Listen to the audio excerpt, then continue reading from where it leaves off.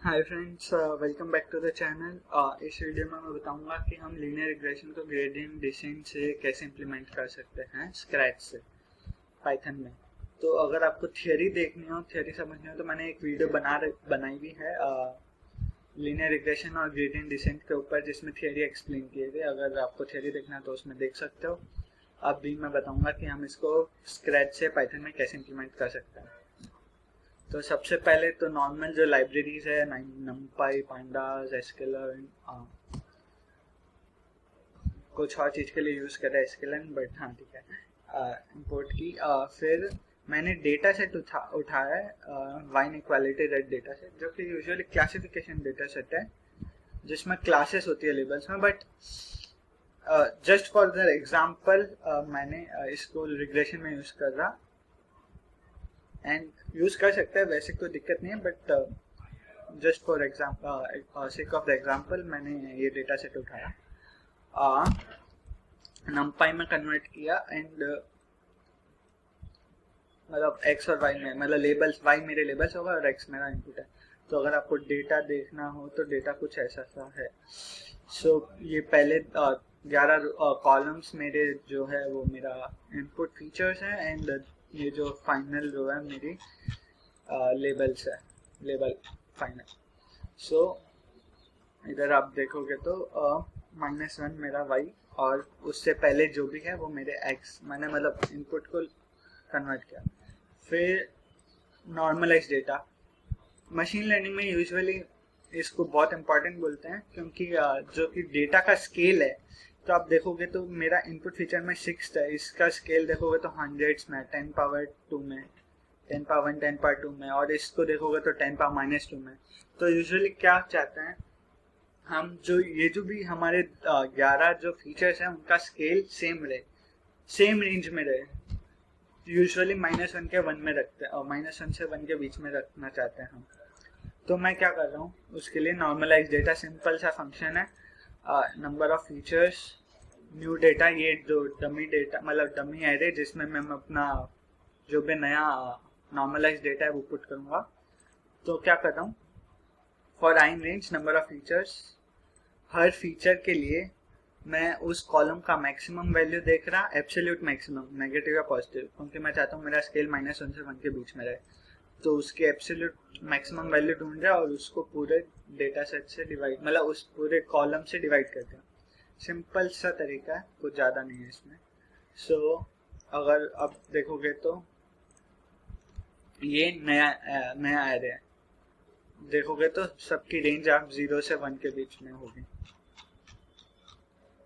तो स्केल सबका सेम हो गया, तो ये बहुत अच्छा रहता है एल्गोरिथम्स के लिए, जल्दी कन्वर्ज करने में बहुत हेल्प करता है। सो उसके बाद मैंने simple RMSE root mean square error के लिए फंक्शन लिखा है, जो कि हम यूज करेंगे आगे। इसमें एक्चुअल और प्रिडिक्शन का simple root mean square error निकाला है। तो अगर समझना चाहें तो क्या कर रहे हैं कि हर वैल्यू का एरर, प्रिडिक्शन एरर देख रहे, जो हमारा जो फाइनल लेबल है वो वैल्यू वो एक्चुअल क्या है और प्रिडिक्शन हमने जो किया, तो हम प्रिडिक्टेड और अपने में एक्चुअल एरर देख रहे। और जैसे रूट मीन स्क्वायर एरर ऐसा दिखता है, ऐसा, हाँ। सो प्रिडिक्टेड -yi, जो भी एरर है उसका स्क्वायर का सम, तो जो भी एरर है उसका स्क्वायर लिया और फिर सम में ऐड कर दिया, और फिर लास्ट में डिवाइड बाय n करना होता है, डिवाइड बाय n, जो मतलब लेंथ ऑफ जो मेरा प्रिडिक्शन है, और लास्ट में रूट ले लिया 0.5। तो ये RMSE हो गया यहाँ से। ये दो फंक्शन मैं बताऊंगा क्या है, क्योंकि नॉर्मल आगे जाएंगे तब। तो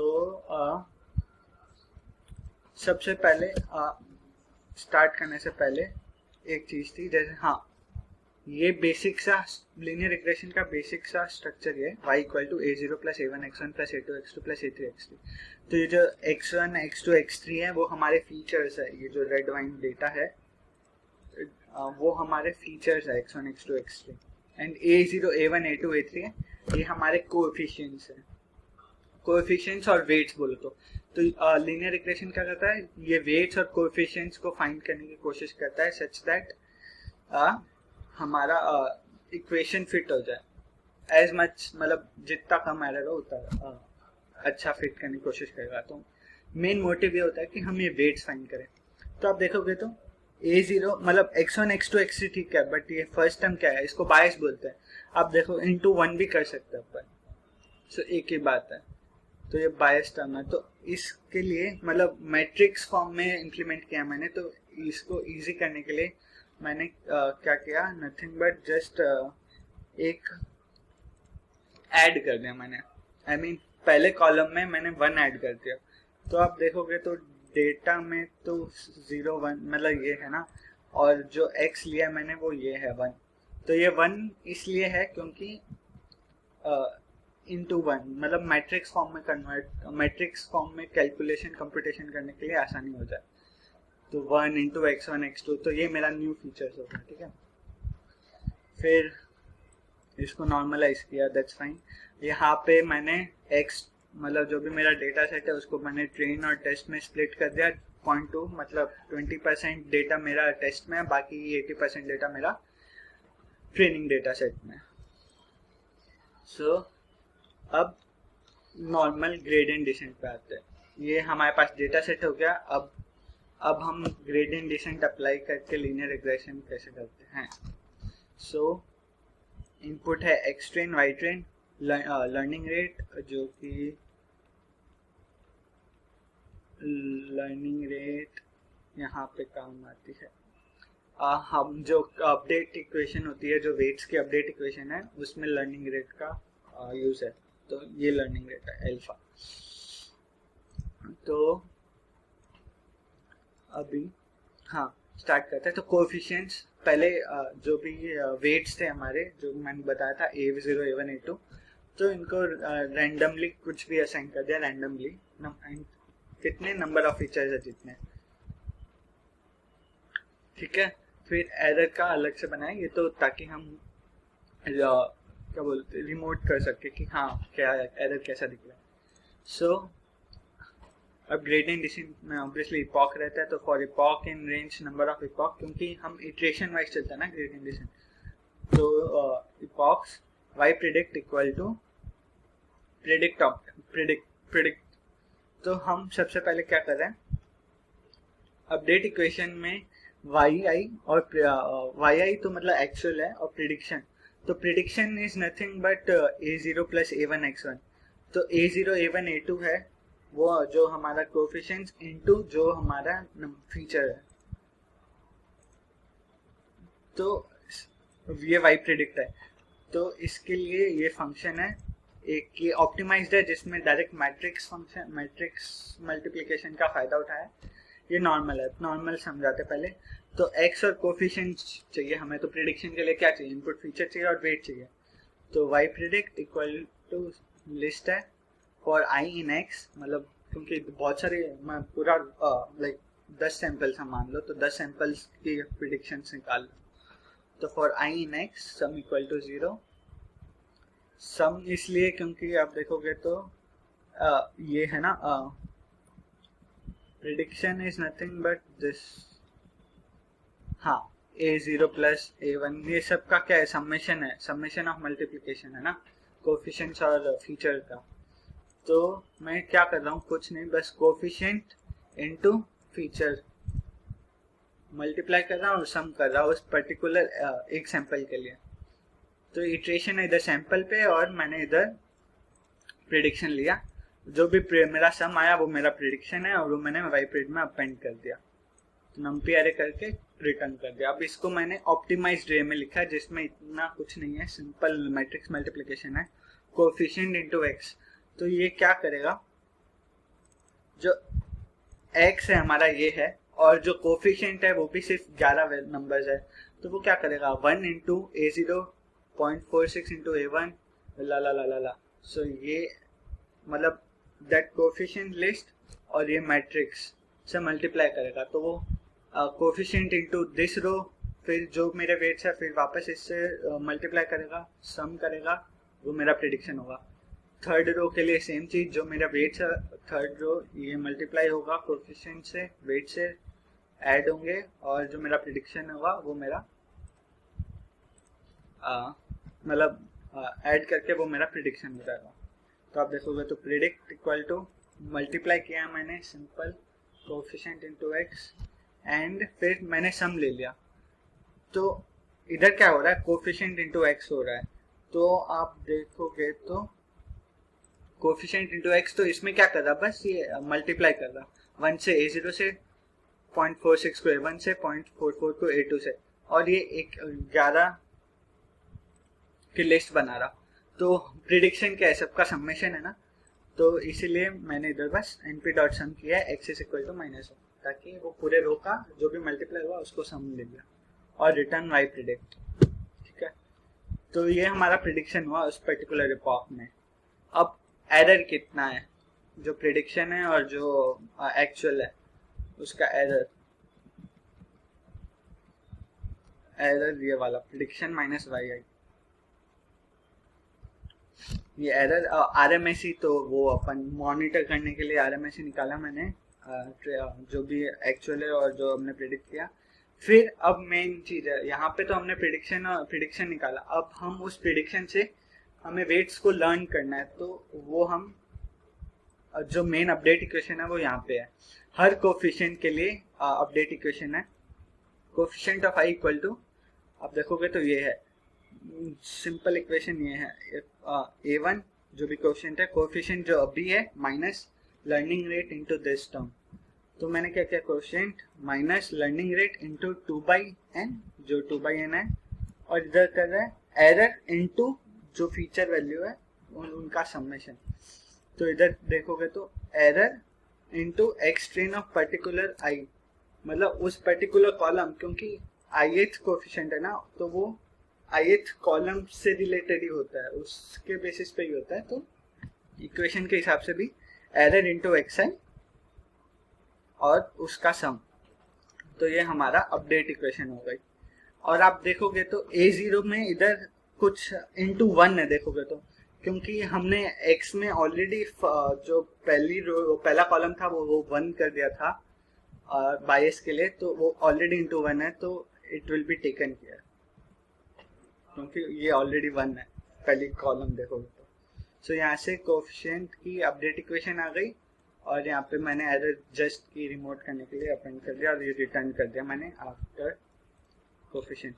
तो आप देखोगे तो मैंने रन किया तो आप ऐसा आ रहा। तो ये क्या है, आप एक्स एक्सिस पे देखोगे तो ये बॉक्स है और ये मेरा एरर है, तो एरर देखोगे तो मस्ट डाउन हो रहा है ग्रेडियंट डिसेंट से, और अभी एरर इतना आ रहा 0.6। फिर ये तो हो गया नॉर्मल ग्रेडियंट डिसेंट। अब मैं आता मिनी बैच ग्रेडियंट डिसेंट। इसमें क्या होता है, बैच साइज होता है, तो हर इपॉक में मतलब जो भी इधर क्या हो रहा था, कोएफिशिएंट अपडेट हो रहे थे पूरे डेटा सेट पे एरर देखने के बाद। और नॉर्मल बैच ग्रेडियंट डिसेंट में क्या होता है, वो खाली कुछ सैंपल्स प्रिडिक्ट करता और उसके बेसिस पे कोएफिशिएंट की वैल्यू अपडेट करता। तो देखोगे तो एक्स ट्रेन, इसमें वाई ट्रेन चाहिए, लर्निंग रेट चाहिए, नंबर ऑफ इपॉक चाहिए और बैच साइज चाहिए।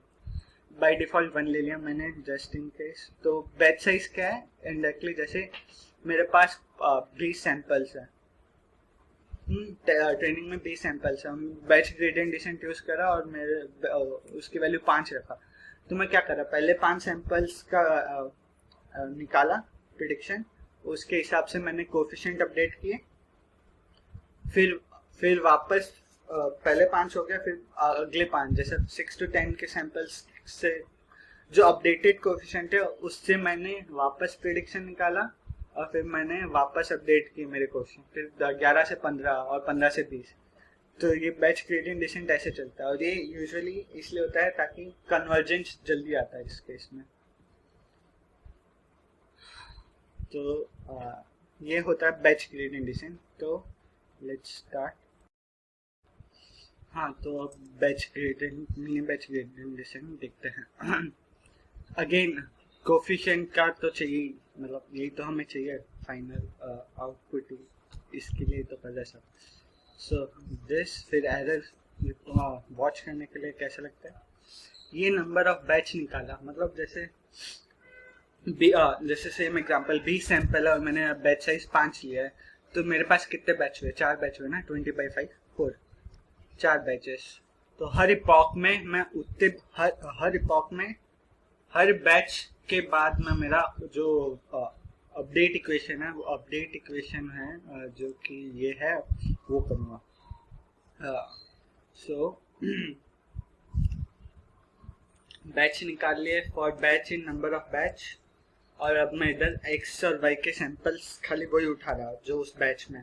तो देखोगे तो बैच इंटू बैच साइज से लेके बैच प्लस 1 से बैच साइज। सो इनडायरेक्टली यही हो गया, जैसे 20 और 20 सैंपल्स और 5 बैच साइज का एग्जांपल था, फर्स्ट से लेके 5 तक, 6 से लेके 10 तक, 11 से लेके 15 तक। तो ये वो है, वो पर्टिकुलर बैच में जो सैंपल्स है ये है। फिर उस पर्टिकुलर बैच के जो सैंपल्स है उस पर मैंने प्रिडिक्शन किया, जो भी मेरा करंट कोफिशिएंट्स है, जो कि रैंडम लिया है स्टार्टिंग में, मतलब स्टार्टिंग में रैंडम है। फिर अगेन फिर सिमिलर है, फिर चीज सिमिलर है, देखोगे तो एरर निकाला, तो error equal to prediction minus y, जो भी अपना आया, जो भी ये है, एंड मतलब उस बैच के जो भी लेबल्स है उससे जो एरर आया, फिर update equation same to same.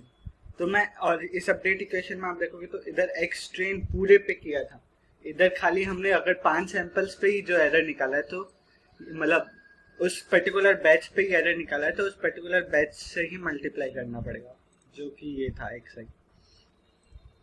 तो यहाँ पे ये हो गया, मतलब ये हो गया batch gradient descent, mini batch और बैच।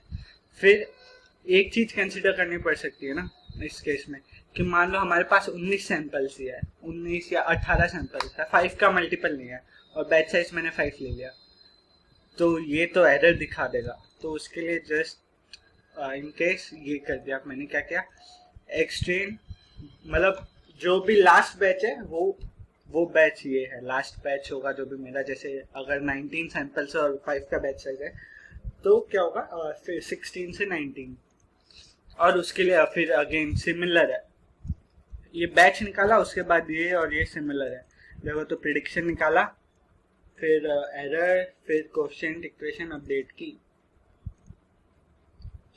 सिंपल, फिर फाइनल प्रिडिक्शन निकाला मैंने, जो भी मेरा अपडेट हुआ, और उसके ऊपर मैंने आरएमएससी कर दिया, क्योंकि मैं हम तो मीन स्क्वायर, मतलब एरर जो है वो हम इपॉक पे मॉनिटर कर रहे हैं ना, इसलिए एरर डॉट अपेंड आरएमएससी,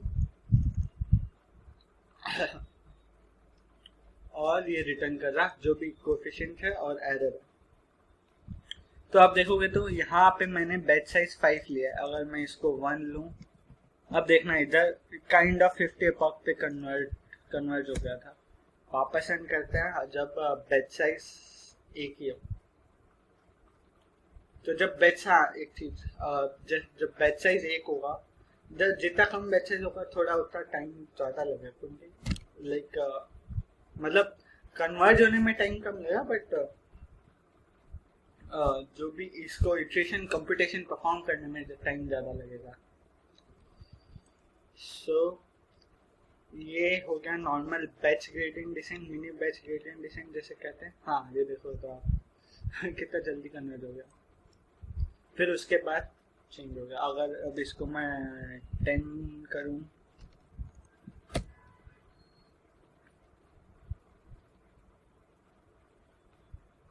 तो अब देखो वो 50 पे कन्वर्ट हुआ था, ये थोड़ा 75 या 100 के पास आ गया, इसको टाइम ज़्यादा लगेगा क्योंकि 10 बैच साइज किया।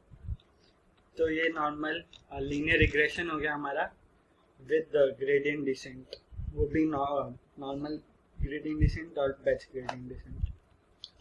So thanks for watching the video. अगर थोड़ी भी हेल्प मिली इससे तो लाइक ज़रूर करना, और कुछ डाउट हो तो कमेंट ज़रूर करना। टेक केयर, स्टे सेफ, ध्यान रखो भाई, बाय बाय।